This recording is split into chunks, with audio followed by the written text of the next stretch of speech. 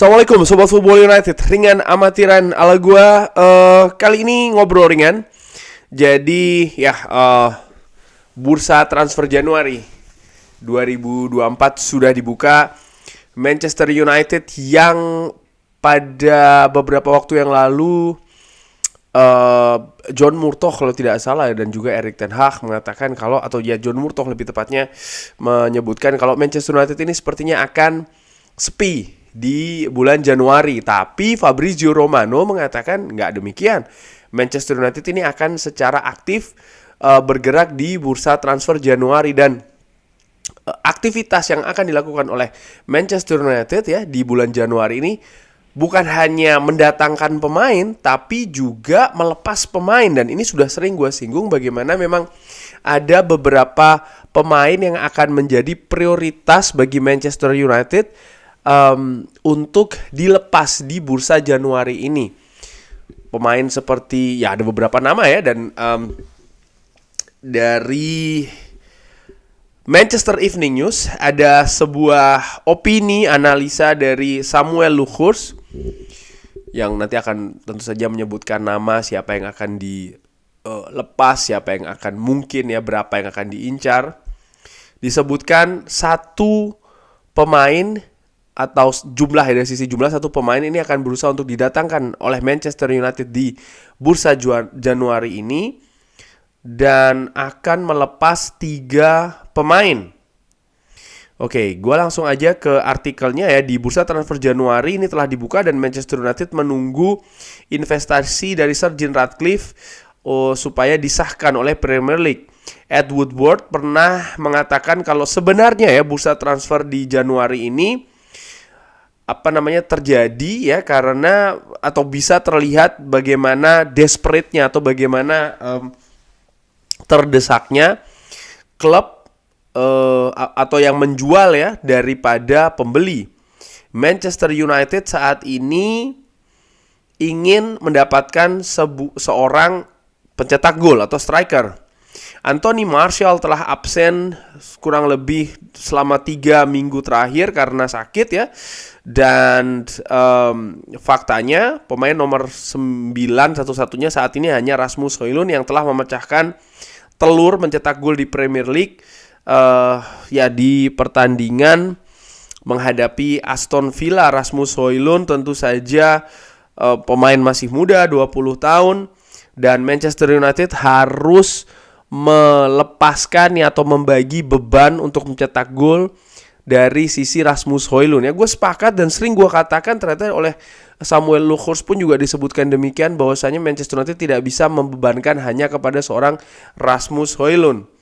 Dan ketika Rasmus Højlund tidak tersedia di pertandingan menghadapi Nottingham Forest di City Ground karena sakit, Manchester United menemui kembali situasi kesulitan untuk bisa mencetak gol, walaupun mereka mampu membuat satu melalui Marcus Rashford.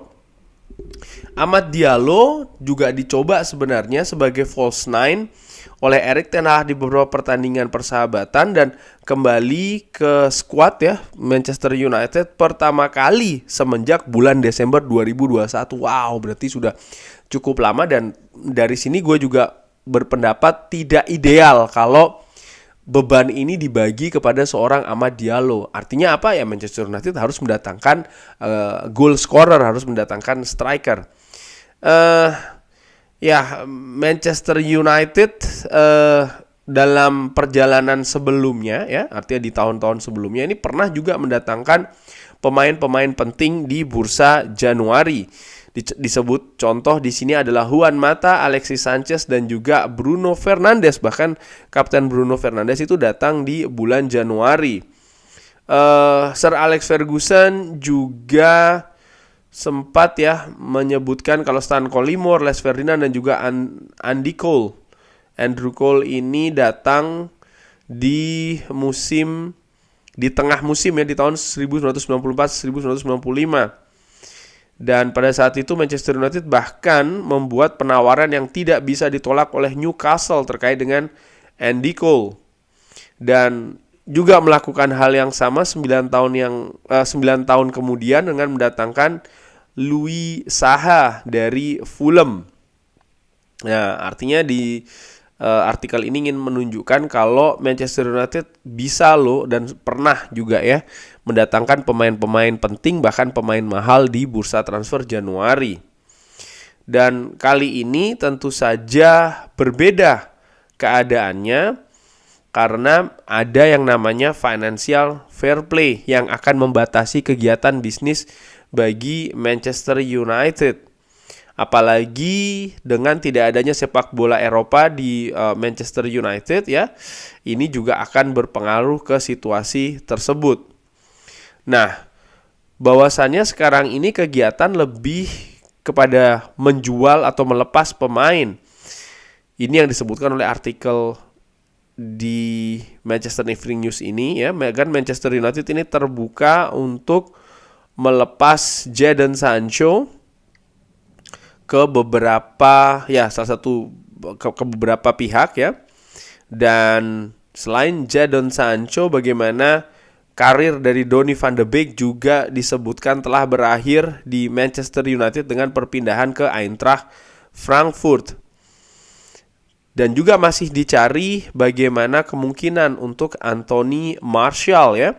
Anthony Martial yang karirnya atau kontraknya akan berakhir di musim panas nanti, ini bisa saja mencari solusi lain di bursa transfer Januari ini. Di tahun yang lalu dia sebenarnya pernah lepas di bulan Januari secara peminjaman ke Sevilla. Namun peminjaman tersebut tentu saja tidak dipandang sebagai peminjaman yang sukses ya. Nah, dari situ di artikel ini juga menyebutkan kalau Manchester United akan melepas 3 pemain, di mana satu sudah terjadi yaitu adalah Donny van de Beek, dan 2 nama lainnya adalah Anthony Martial dan juga Jadon Sancho. Sementara satu pemain yang akan didatangkan ya adalah seorang pencetak gol, artinya striker. Ini juga pernah dilakukan musim lalu dengan mendatangkan Wout Weghorst setelah penampilan yang bagus di Piala Dunia Qatar bersama dengan tim nasional Belanda. Dan kita tahu memang kedatangan Wout Weghorst memberikan warna berbeda di lini depan Manchester United setelah Cristiano Ronaldo cabut, dan tentu saja ada Anthony Martial di sana dan memberikan hal yang menurut gue tidak bisa diberikan oleh Anthony Martial pada saat itu, yaitu adalah bagaimana Wout Weghorst ini lebih dikenalkan atau diperlihatkan sebagai seorang striker yang mau bergerak, mau bekerja keras di lini depan. Hanya satu kekurangannya yaitu adalah jumlah gol yang tidak menonjol ya di musim lalu. Nah, itu tadi pembahasan dari Samuel Luhrs, dan dari situ jelas ya Manchester United nampaknya konsentrasi akan kepada 3 pemain, yaitu adalah Jadon Sancho, Anthony Martial, dan juga kepada seorang Donny van de Beek. Itu saja. Pemain-pemain lain menurut gua bukan masuk prioritas, dan gua pikir juga sebaiknya demikian karena bursa transfer Januari ini situasinya berbeda dengan bursa transfer di musim panas, di mana ketika musim panas kompetisi sudah berhenti, memasuki masa persiapan, sehingga lebih dinamis mungkin ya pergerakannya dibandingkan dengan bursa transfer Januari yang lebih lebih sempit, bukan waktunya tapi keadaannya, karena kompetisi sedang berjalan. Ada banyak hal yang harus juga diperhatikan seperti akan berpengaruh ke budget di musim panas dan lain-lain.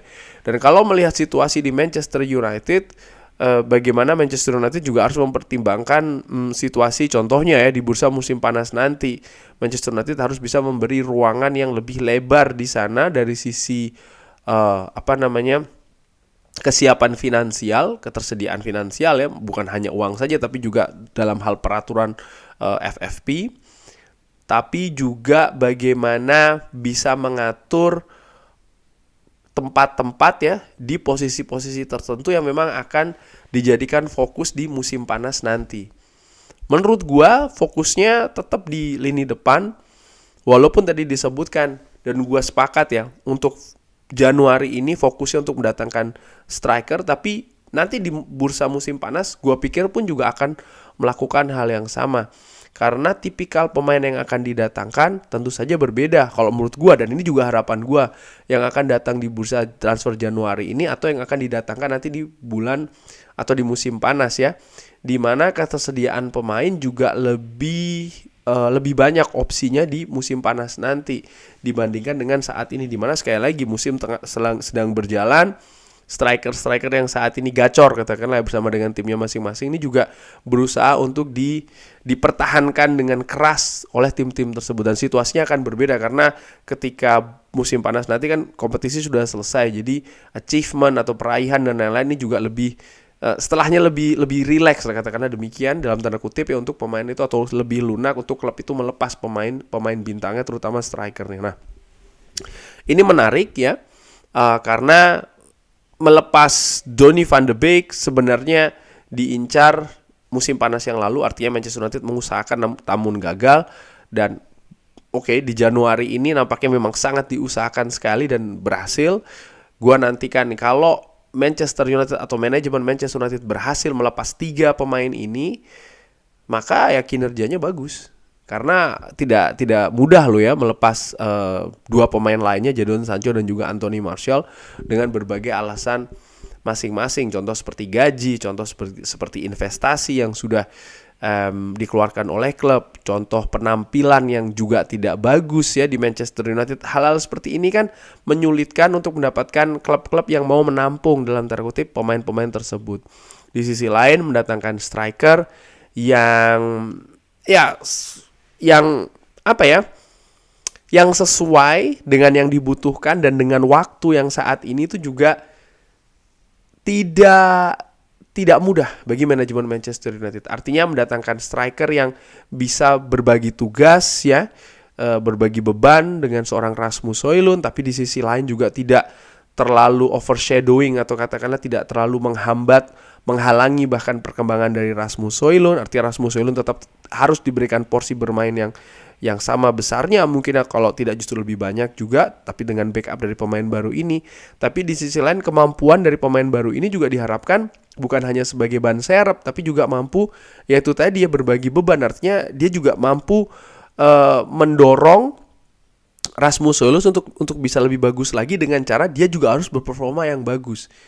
Nah, ini kan agak tricky gitu loh, dan dengan harga yang tentu saja tidak terlalu tinggi pula. Nah, ini tantangan yang besar bagi manajemen Manchester United. Tapi kita lihat saja ya, gue juga sangat menantikan nih jeda transfer seperti Januari ataupun nanti di musim panas, dan kali ini di bulan Januari mampukah Manchester United atau manajemennya melepas 3 pemain ya seperti yang disebutkan oleh Samuel Lockhurst tadi, dan mendatangkan 1 pemain minimal itu dulu. Dan kalaupun itu tercapai dengan bersih, artinya 3 pemain cabut, 1 pemain bisa datang, menurut gua tuh sudah merupakan langkah yang bagus melihat bagaimana situasi saat ini di Manchester United terkait dengan banyak hal, financial fair play, situasi internal dan lain-lain. Kurang lebih demikian bagaimana menurut Sobat Football United. Bisa drop di kolom komen. Terima kasih sudah menyaksikan. Jangan lupa like, subscribe. Wassalamualaikum warahmatullahi wabarakatuh.